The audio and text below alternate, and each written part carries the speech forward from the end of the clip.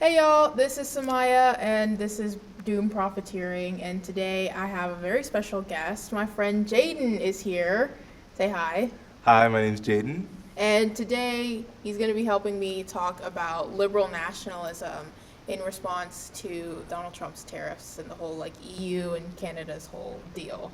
Basically, what I mean when I talk about liberal nationalism is the sort of rallying cry you see among EU and Canadian liberals to buy Canadian, buy French, buy locally, basically, and stop supporting products from the United States. Obviously, for economic reasons, but also I think we're seeing a real cultural backlash. So, this is an article from DW that was published yesterday. And it's basically talking about, in France, there's a massive group calling to boycott the United States. In, Canada, obviously, there are people saying, "Oh, we're no longer going to be buying Harley Davidsons and stuff like that." Right. It's a really interesting thing because liberals are typically more internationalist, typically more willing to collaborate cross nationally. So, what is it about the Trump tariffs that have made liberals really rally in this way, do you think? Well, Samaya, I think we're seeing the end of globalization. I think it's a very interesting period that we're That's a in hot now, take. where the U.S. has decided to implode the liberal economic order that it very carefully constructed post-World War II in order to embark on economic nationalism that we frankly haven't seen since the 20th century. And we say the end of globalization. What exactly do you mean by that? Because I find that pretty hard to believe. I think we're looking at the end of this notion of free market. In large parts, it was a myth constructed to support U.S. hegemony, but what we're seeing now is the abandoning of these free trade agreements with the European Union, with our close allies in Canada and Mexico, and moving towards a more protectionist economy that is unlike the liberal economic construction as formulated by the Bretton Woods Agreement that we saw Yeah. in the post-World War II order. Um, I don't know if I agree with that though. 'Cause I think it'd be incredibly out of character for Donald Trump to move in a direction of less free trade. At least less free trade flowing from America. I disagree because I think the objective of what Donald Trump is doing is a wealth transfer from the poor to the rich in this nation. And so when things become more expensive for Americans, like the American citizens' purchasing power also decreases. Okay.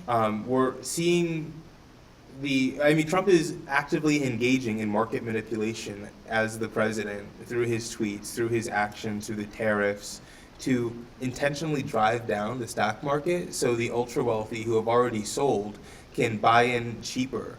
And so, Can I just say, yeah, go ahead. I've always had sort of a problem with that theory of that's why Trump is doing this, because I feel like there are way easier ways that the president could do a massive wealth transfer to the wealthy without crashing the entire global economy. I don't know if he could though. I feel like he could. Okay, like give an example of what Trump could do other than what he's actively engaging in to facilitate this wealth transfer. I mean, I don't know specifics. I feel like there definitely are ways. He could definitely loosen. I mean, he is embarking on a journey to loosen up the regulatory state, for instance. There are things that you can do, as the president in charge of the executive branch to lighten the load and make it easier for these billionaires, millionaires to make predatory trades, predatory financial moves without it also meaning the death of globalization, which has been very beneficial for American multinationals who are his primary base. That's true. I think the objective with this is also to support these multinationals who are in Trump's camp, and they have already sold prior to the election their shares in the market. These people like Peter Thiel, Sam Altman, the cadre of people surrounding Elon, they have already liquidated their shares in the market. So when the stock market collapses, they're able to buy in cheaper and allow for them to reap the benefits. when the stock market eventually rebounds. I think what's also interesting is this myth that Trump is supporting and selling this to the working class through, that this is going to bring back manufacturing. That's not gonna that happen. is not going to happen. I think It's not happening. I think if anyone's ever taken like an economic 100s class in high school, you know that people will purchase their goods from those who will produce them the cheapest, and they will manufacture goods where the lowest cost of labor is. But also, it's just that would take, I said this before on my channel, but that would take massive central planning. Mhm. Like, I don't think we've ever seen like a nation that is post-industrial then going back to try and re-industrialize. The process of industrialization already takes so much central planning. Mhm. I don't even know if it's possible to re-industrialize, but it would need quite a heavy-handed government intervention. So that's not happening. And to the extent that this will hurt Chinese manufacturing, one, I don't think it will. There was a great quote. I think it was some spokesman for China, and he was saying that China has existed for 5,000 years. Yeah. Most of that time, there was no U.S. But frankly, this manufacturing base that China has isn't going anywhere, and the sales that are going to the U.S., those jobs aren't going to go to the United States. They're No. going to go to nations like India. They're going to go to nations like Bangladesh. They're going to go Vietnam. to Vietnam. We're not going to see American reindustrialization. You're not bringing back Detroit. The issue that we're seeing here is that a large portion of the American public has been convinced that reindustrialization is something that actually could happen, when the reality is it would take an economic investment never seen before in this country, and it's certainly not coming from the likes of Donald Trump. Yeah. And so, I mean, that's all well and good on the American scale. But going back to liberal nationalism, The topic of the podcast episode. I do think it is genuinely interesting. Someone, I forget who it is, but pointed out that conservative parties across the EU and in Canada and even in like Australia are very upset with what Donald Trump is doing, because it has had massive ramifications for them. So I have an article from The Economist here, which says that the Liberal Party in Canada has an 83% chance of getting their prime minister into, power. Previously, they were polling very poorly before. Yeah, they were at a disadvantage, and now they've surged in the polls. Similar thing happening in, France and other EU nations. So, what's going on? Well, I think there's been sentiment against globalization rising. Really? Yeah, I would agree. I mean, I think that's actually why many of the far-right parties in Europe have been so popular, because of the distaste in the globalization efforts that have been seen to subordinating the needs of local economies to what is good for the international market. I can't pinpoint exactly why liberal parties are benefiting from this, especially in Canada.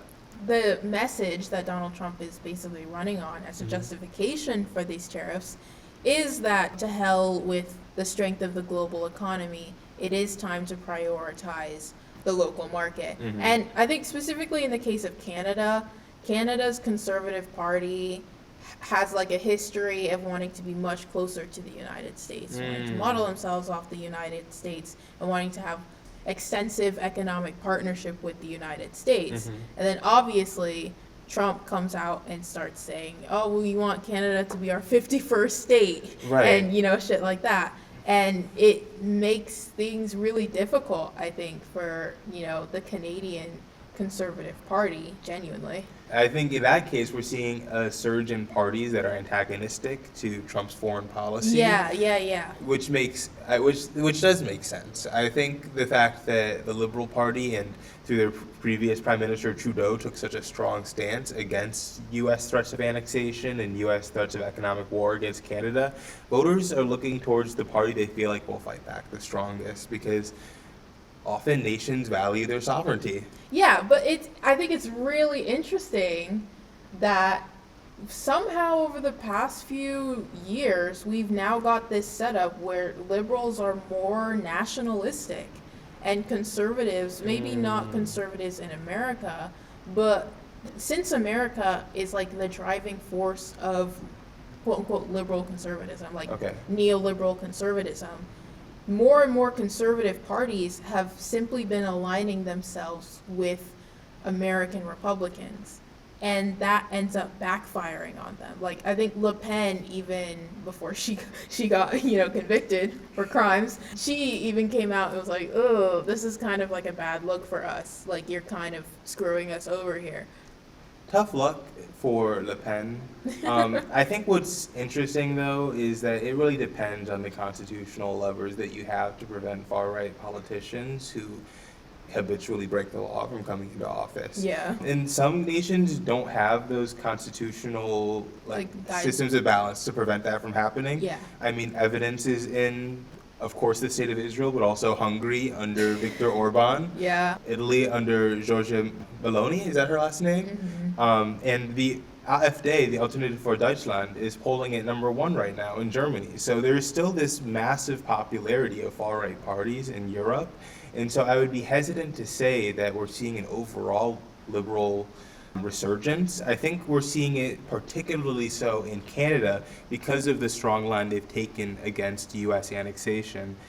I don't think that we can apply those same circumstances to other nations, specifically because they don't have a belligerent nation on their border like Canada does. Interesting. So would you say that maybe it's not EU liberals across the board, but just sort of like, Canada, France, Greenland, et cetera, et cetera? Even though, France is a little bit of an outlier because Donald Trump still has a pretty good working relationship with like Macron and, the French government. Yeah, I'm not too familiar with French politics, so I'm not going to comment on something I'm not educated on.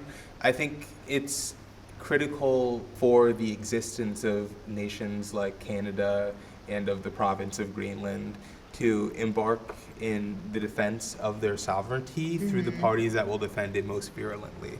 Yeah. And I think, as you said, the fact that so many conservative parties around the globe have aligned with the U.S. Republicans makes it dangerous for voters in those nations to support parties that may agree economically with conservatives in the U.S., even if they don't agree with them on the principle of annexation.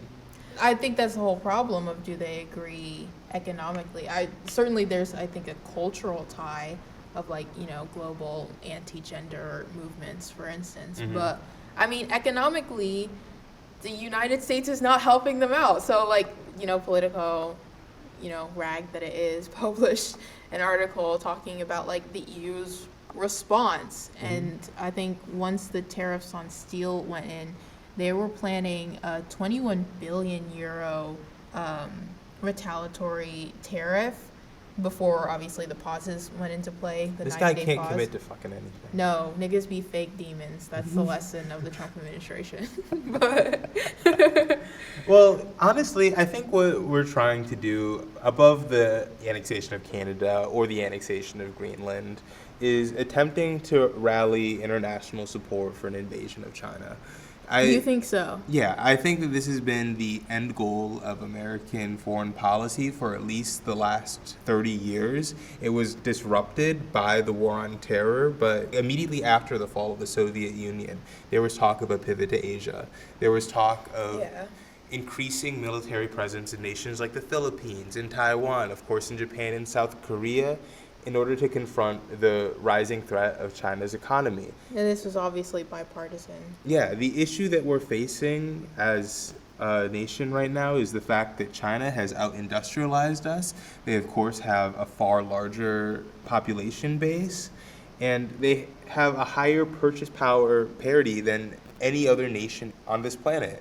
And so the threat of China is that not only will they eclipse the economy of the United States, but the combined economies of the United States and the European Union, placing them in the position of clients to China. Yeah. Which removes the agency that they have in these relationships. Yes, all of that is true, but I don't know, maybe I'm too much of a nothing ever happens head, but I don't know if an invasion of China is really the goal. That seems to me like a massive military overstep. Well, first of all, China has one 1.5 billion people, I'm under no delusion that we could ever win a war with China. But is anyone under that delusion? I think that if you look on Twitter right now, there's people posting about the dam in Obviously. China that has 500 million people But- downstream. Well, I'm talking about like serious people. Well, I think we're seeing the beginning of an economic war, which always precedes Yes. war on the ground, right? And so if China does not falter under these economic sanctions, which I do not think they will. I think No, China they has won't. far too strong an economy for this to work, and I also think that the people in Trump's ear have a fundamental misunderstanding of the strength of the Chinese economy, or they're willfully ignorant about it. We will see a push for military confrontation with China. And there already is provocation happening, whether that be in the Philippines, whether that be in the South China Sea or Taiwan. And I think what's really fascinating is seeing that longstanding U.S. allies in the region aren't buying it. There was talks of joint responses to tariffs from Japan, South Korea, and China. 3 countries that famously get along Yeah. really well. Yeah, exactly. And the fact that the U.S. is embarking on this economic warfare towards almost every nation in the world is not drawing its allies closer for a conflict with China. It's in fact pushing them away. What advantage do the Japanese, South Korean, or Taiwanese people have in allying with a nation that is going to attempt to subjugate them economically? Our largest trade partner for microchips in the region is Taiwan, and we place tariffs on them. Mm-hmm. I think the worst possible thing that could happen in this scenario for the United States is pushing away Taiwan to the point where they realize that They need to reunite they with need China. to reunite with China, and not even in the sense that they're directly annexed. They can have, similar to Hong Kong and Macau, one China, 4 systems type deal. Yeah. Where they remain economically autonomous while aligning with the foreign policy of China, which frankly would be a complete collapse of the United States' Indo-Pacific strategy over the past 60, 70 years, and it's all through economic mismanagement and the fundamental misunderstanding of why we set up the global economic order in the first place. Yeah, but I mean, obviously when you're dealing with the Trump administration, you have to assume a base level of incompetence at all times. Mhm. I just find it incredibly difficult to believe that the incompetence is so high that they don't realize the obvious fallout of a decision like what they're doing, I guess.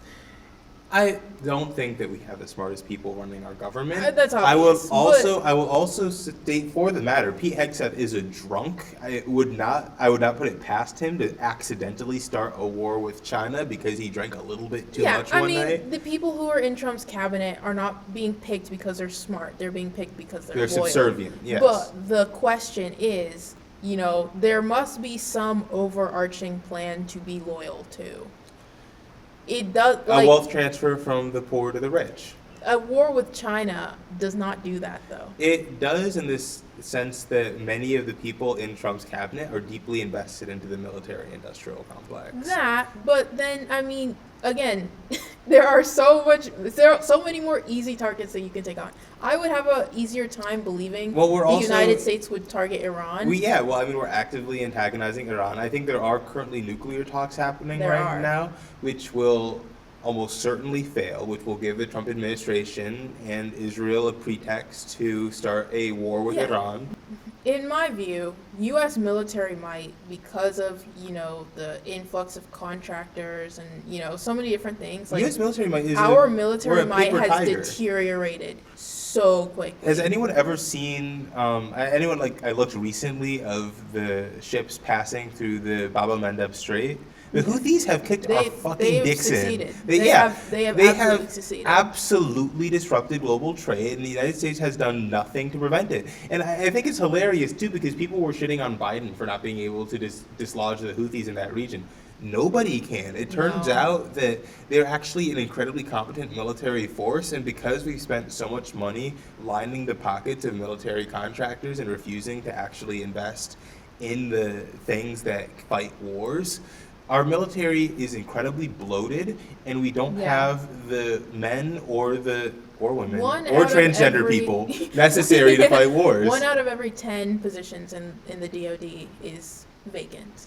They Wow. can't fill them. And also, just to point out, in regards to like the Houthis, it's not just that like you can't dislodge the Houthis. It's that this is simply the Yemeni position across the board. Like even the U.S.-backed opposition came out and said like we would be doing this anyway. Yeah. This is just like a Yemeni thing. Well, I think it's different when you're fighting a war of aggression versus fighting a war in defense of human rights. Yeah. I think it's very obvious to see that the genocide in Gaza has awoken parts of the Arab world. Parts. I will say parts. Parts. A and couple. A couple. Well, also, can you really blame the Saudi people? I mean, have you ever seen that clock tower they built above their holiest site? They're like the massive golden block that they're putting in the middle Did you of the see? desert. There was like rumors going around that MBS is an atheist. Like that, I believe that more than anything else in the world. That would be really funny. Yeah, It's like Donald Trump. I feel like we're in the times where we've had the most atheist leaders ever. I think there was something I saw that was like after World War I, world leaders stopped believing in hell, and that's where we went wrong. Yeah, that's fair. Returning to European Right. liberal nationalism, honing back in on that subject, I think it will be important to see what the next election results are in Germany, because I think this will decide Germany, whether, though, is definitely going to come out in favor of the conservatives. not even just the conservatives, The the neo-Nazis. neo-Nazi party in Germany, the Alternative for Deutschland. Which is interesting because, I mean, the difference between the response to particularly Elon Musk in France versus Germany is so stark to me because Elon Musk obviously went to Germany Mhm. and supported AfD and was being like, hey, stop feeling bad about the Holocaust or whatever the hell. And, versus like, obviously he got a relatively positive reception in Germany, although obviously there's still... Well, okay, I think part of the he's issue... simply an unlikable person. Well, also part of the issue is that West Germany never fully denazified, and then with Did their... any part of Germany fully denazify? Well, yeah, the East Germany did fully denazify, and in Mm. fact, the Soviets killed a sizable proportion of anyone associated with the Nazi party in East Germany. The reason why they're swinging so far to the right at this point in time is because of the dismantling of all publicly owned industries by the West Yeah. Germans after the West German annexation of the East, and also the fact that the German left, other than The dealing, German left? is Thank goodness.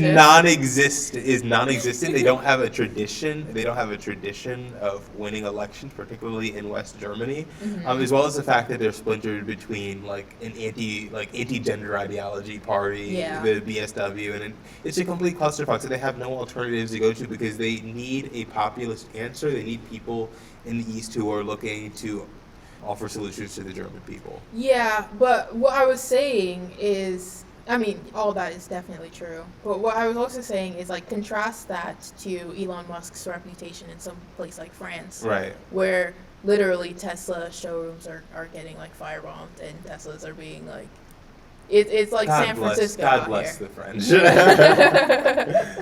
So it is interesting because, like, I mean, France and Germany share a lot.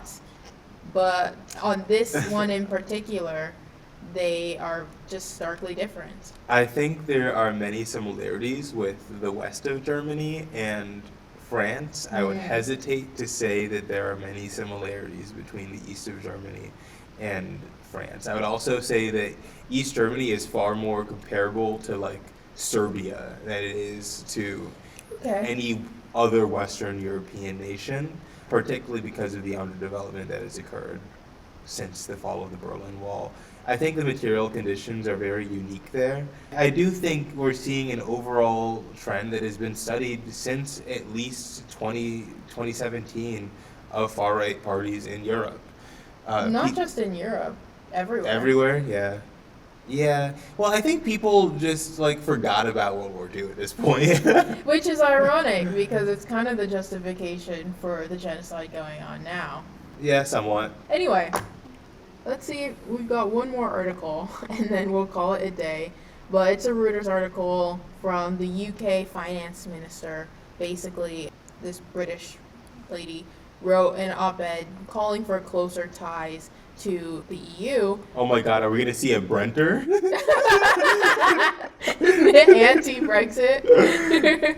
Still can't believe Should that I happened, stay by or should I go? But what You she said, chuckle fucks. what she said is the Labour Party is an internationalist party. We understand the benefits of free and fair trade and collaboration. Now is not the time to turn our backs on the world. That sure is the definition of internationalist. But it is so interesting to me how, like, you know, not left-wing parties, but left of center parties have really embraced free trade. Democrats did this too. And it's all because of, like, Trump's tariffs. It's almost as if, like, the liberal parties nowadays are the reactionaries and the conservatives are, forging their own ideological pathway. I mean, if you even go back to like 1990, liberal parties across the globe were more economically protectivist. They were looking to protect the rights of workers within their nations. And honestly, if we want to pin the blame on someone, it goes all the way back to one William Jefferson Clinton, who sold NAFTA to the American people under the pretenses that it was going to benefit workers in America, when it led to the massive outflow of jobs to Mexico. The final deindustrialization of the United States and our full transition to a service-based economy. Yeah, I mean, it's the freedom of movement of capital, but not of labor. Exactly. Well, which is why we have such an intense immigration crisis in the United States right now, and we're expelling so many people from our nation. It's in order to remove this class of laborers who is willing to do menial jobs, things that Americans don't want to do, so we can get the children back in the factory. So we can get... Do you really think so? No, I mean, not the children, but we are seeing that actually in Arkansas. They passed that law, right? I mean, yes. But well, I don't think that's the overall plan. I think, one, it's based in xenophobia, but I also think it's based in... No, the anti-immigrant sentiment is based in xenophobia. What? No, I thought it was because they were rapists and criminals. No, it's because of the fact that the Trump administration wants to manufacture an American laboring force by removing all of the low-wage immigrant laborers from this country so those jobs can go to white Americans. Which is patently absurd. It's just not going to happen.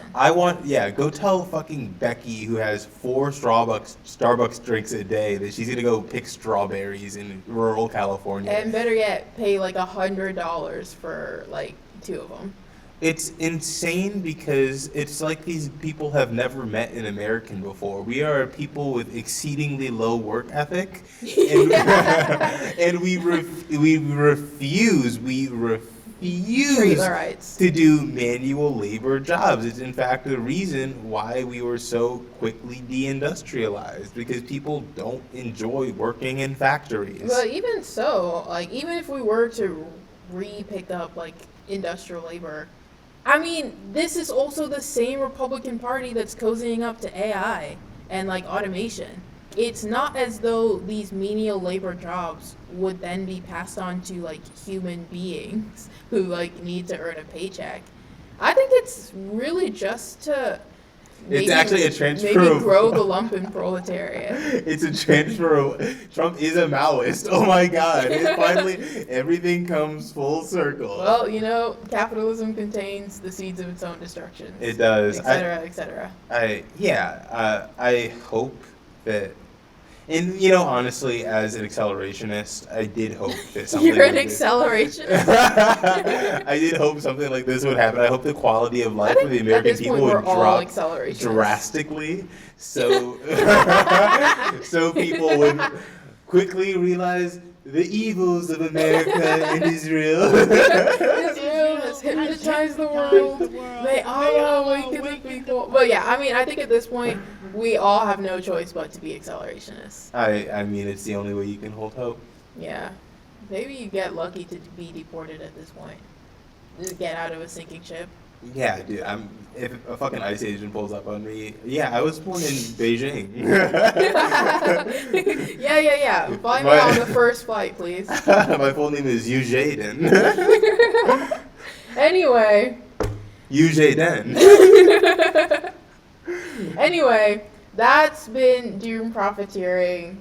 I feel like I got clearer, I guess, on liberal nationalism. I'm not entirely sure what it is still. No, I'm kidding. I'm kidding. I think we covered some really good ground on this podcast. Oh, fantastic. I also will close with this. Canada is a false concept created by the British to divide the people of the American continent. Canada created by the British. Exactly. I think truly we will see the full liberation of this continent when this false notion of a Canada ceases to exist. Okay. My problem is not with the Canadian ruling class. It's actually with the Canadian people. Trudeau, hit my line. Your father was a great socialist revolutionary. Shout out Castro. Exactly. Anyway, catch y'all on the flip side. Later.